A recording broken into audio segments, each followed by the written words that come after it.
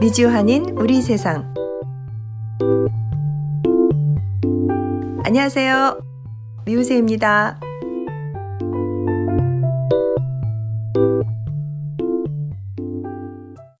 (2021년 8월 4일) 수요일 제237화 미주한인 우리 세상 시작하겠습니다. 안녕하세요. 아리조나의 태바유입니다. 안녕하세요. 노스캐롤라이나의 김 사장입니다. 안녕하세요. 캐리의 이 작가입니다. 말도 많고 탈도 많은 이번 도쿄올림픽, 이제 폐막식까지 일주일도 안 남았는데요. 혹시 일본 만화 아키라라고 들어보셨나요? 아키라. 네. 저는 못 봤어요. 뭐죠? 최신 아니요. 이게 아주 오래된 만화인데요. 지금으로부터 39년 전, 그러니까 1982년부터 1990년까지 연재된 사이버펑크, SF 애니메이션의 금자탑이라는 평가를 받은 만화인데 1988년도에는 영화로도 제작되어 인기를 끌었던 작품이에요. 저도 워낙에 청소년 시절부터 만화 매니아로 살아와서 기억이 나는 작품인데, 제가 왜 도쿄올림픽 얘기하다가 아키라 얘기를 하냐면요, 정말 신기한 내용이 있어서예요. 39년 전에 이 만화 내용에 지금 현실과 똑같은 내용이 있는 거예요. 아, 그래요? 네, 날짜까지 똑같아요. 이 만화에서도 2020년도에 열려야 할 도쿄올림픽이 전염병으로 중지된다는 내용이거든요. 아, 그래요? 네, 그리고 올림픽 개최일까지 147일 국민의 힘으로 성공시키자, 이러는 문구가 있는데 그 옆에 또 중지다, 중지 이런 반대하는 낙서가 또 그려져 있거든요. 근데 실제로 아베 정부가 국민의 힘으로 성공시키자라는 문구를 사용했대요. 또 코비드 19에 대한 내용도 있어요. WHO 전염병 대책 비난, 이렇게 기사 제목도 그 만화 안에 적혀 있고요. 또 아키라에서는 결국 도쿄올림픽이 중지되었는데 현실은 좀 다르죠. 김 사장님은 이번 올림픽 보고 깨닫거나 느낀 점 있으세요?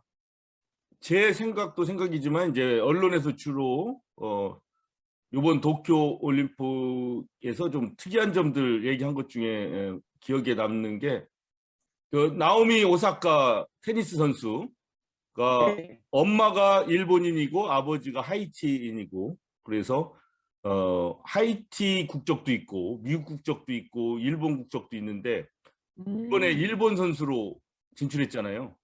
그래요? 네. 그래서 미국 시민권을 포기하고 일본 국적 따서 일본 대표 선수로 했는데, 그 전부터 이제 많은 사람들의 관심을 갖고 있었죠. 벌써 그랜드 슬램을 4차례나 했죠.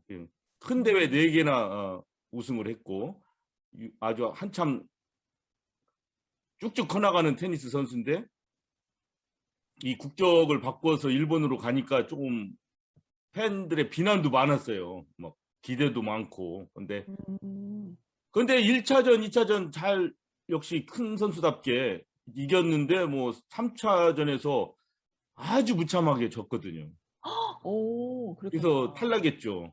금메달 딸 거로 다 기대했었어요, 일본 사람들은. 그런데 이 구설수가 많아요. 그 네티즌들, 특히 일본 사람들도 왜 나오미 오사카가 일본 대표 선수냐, 막 이런 욕부터 시작해서 많이 정신적으로 시달렸나 봐요. 그래서 이 42위 랭킹한테 진 게, 물론 뭐 스포츠에서 졌다는 게 뭐 위로받을 수 없는 일이지만 어쨌든 일본 사람들의 보기에는 저 괜히 일본으로 대표 선수로 한다고 해가지고 어떻게 보면 성의 없이 그냥 져버린 것처럼 보이잖아요, 고의로. 그렇게 해서 굉장히 논란이 많았고, 뭐 그와는 좀 다른 얘기지만 여 밑에 보면 사이먼 바일스 있잖아요. 네, 미국 선수잖아요. 네, 이 선수도 뭐 완전히 체조의 요정 비슷하고 또 뭐 금메달 유망주였죠.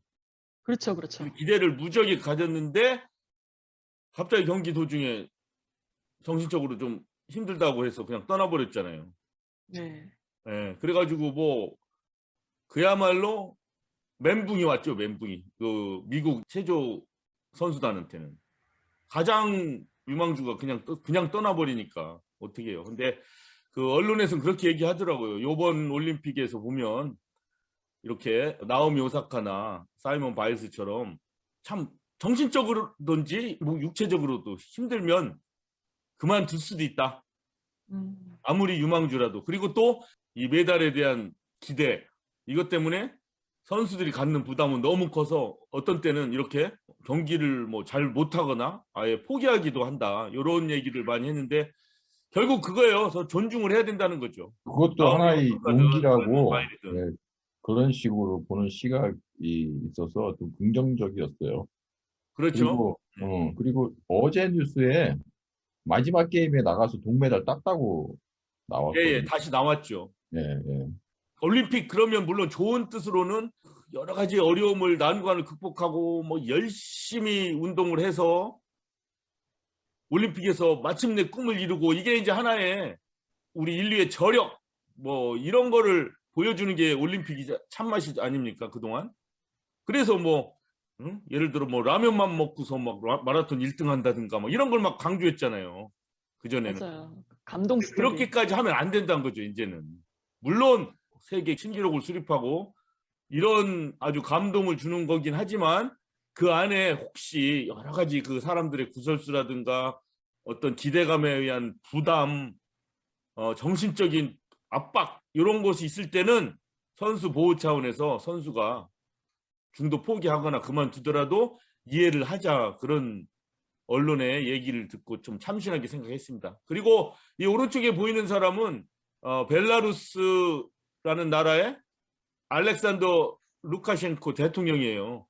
이 사람이 좀 독재자지 않습니까?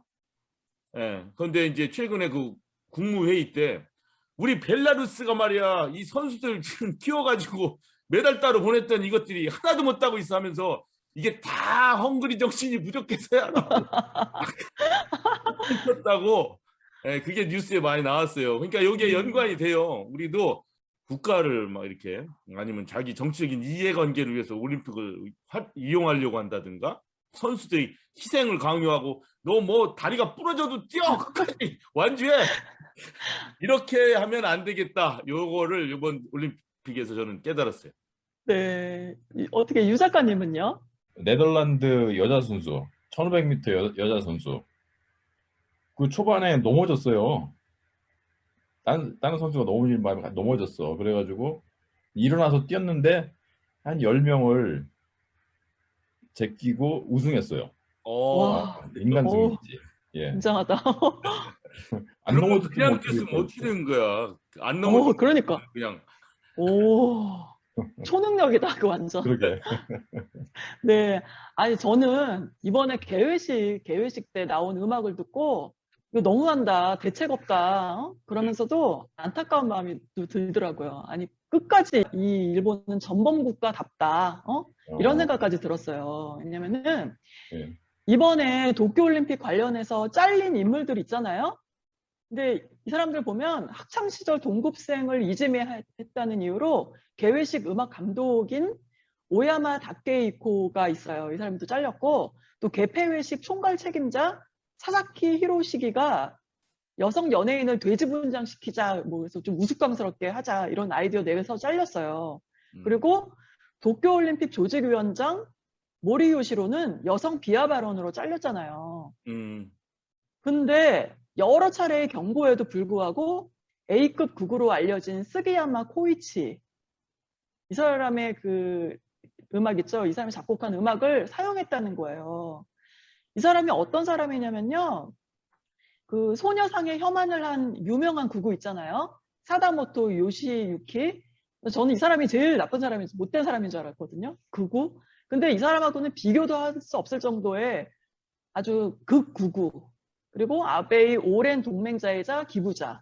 그리고 동성애 혐오주의자이고 초국가주의자로 그 일본군의 위안부 강제 연행을 부인해온 자인데 미 하원에서 일본군 위안부 문제에 대한 일본 정부의 사과를 촉구하는 결의안이 계류 중이었었던 2007년에 무슨 짓을 했냐면요. 구구파 여러 명과 워싱턴 포스트에 위안부 동원에 일본 정부나 군대의 강압은 없었다라는 전면 광고를 게재하기도 했어요. 음. 아니 참 손가락으로 하늘을 가리지 이 스기야마의 음악이 개막식에 참여한 것에 대해서는 올림픽 대표가 대회를 망칠 수 있으니까 말려야 한다라는 그 말도 했었대요. 그리고 일본 내에서도 실제 비판의 목소리가 아주 높았대요. 그리고 세계적인 분노를 일으켰지만 그럼에도 불구하고 모든 반대와 분노를 물리치고서라도 왜 이런 일이 있나 이렇게 보니까 배후에 누가 있었냐면 바로 아베가 있었어요. 아베가 적극적으로 요청한 일이라고 합니다. 그러면 둘이 도대체 어떤 관계이길래 이럴까요? 전범국가로서의 사실을 부인하는 견해가 아주 같은 998라는 거. 그리고 2011년부터 스기야마가 아베에게 7만 5천 달러 이상을 기부했대요. 그리고 2016년에는 14,000달러를 기부하기도 했다고 하네요. 이 정도면 뭐 지지자를 넘어서는 아주 깊은 관계인 것 같죠? 이렇게 모두가 반대하는 인물이 만든 음악을 개막식에 사용하도록 한 아베, 그리고 도쿄올림픽에 그토록 열심히 했던 아베가 이 상황에 단 한마디도 말 안 하고 뒤에 숨어 있잖아요. 올림픽 금메달 딴 그 일본 선수들한테도 뭐 단 한 번도 그렇죠. 축하 메시지니 뭐 이런 말 언급도 안 하고 지금 가만히 있는데 참 이상한 거예요. 그래서 다시 총리로 복귀하려는 야망을 이렇게 드러내고 있나? 이렇게 생각되더라고요. 근데 미친놈들이네, 이거. 왜냐면, 그, 여러 가지 그런 문제 때문에, 뭐, 코로나도 그렇고, 그 정치적인 여러 가지 갈등들, 이런 것 때문에 올림픽 자체도 반대 목소리도 많은 상황에서 이 인류 화합을 위한 그런 노력을 보여야 될 판에, 이런 많은 그 피해 국가들이 우려하고 있는 이러한 사람을 그 일부러 가서 콕 집어다가 이렇게 하는 거는, 이건 마치 꼭 진짜 무슨 그 일본 극우파들이 뭐 깃발 들고 막 극한 행동하는 거 있잖아요. 막 그런 똑같아요. 거를 보는 듯하네요. 근데 네, 그 행동이에요. 그게 이해가 안 바로. 가네, 이거는. 네. 다른 정치적인 어떤 행사에서 이런 거를 뭐 하는 것도 안 좋은데, 이건 인류 화합을 위한 올림픽에서 이런 짓을 했다니, 정말. 그러니까요. 네. 전 세계인들이 다 보는 이 올림픽 그 자리에, 평화의 자리에 지금 이런 짓을 했다는 게, 와, 놀랍고, 그냥 뭐 소름 끼쳐요. 네, 그리고 지금 아베가 보니까 뭐 데일리 비스트라는 그 매체에서 이걸 이렇게 보도를 했군요. 폐막식이 얼마 안 남았지만, 이번 그 도쿄올림픽의 그 내막이 이렇구나, 이렇게 알고 나니까, 해도 너무하구나, 일본. 이런 생각이 들었어요. 네.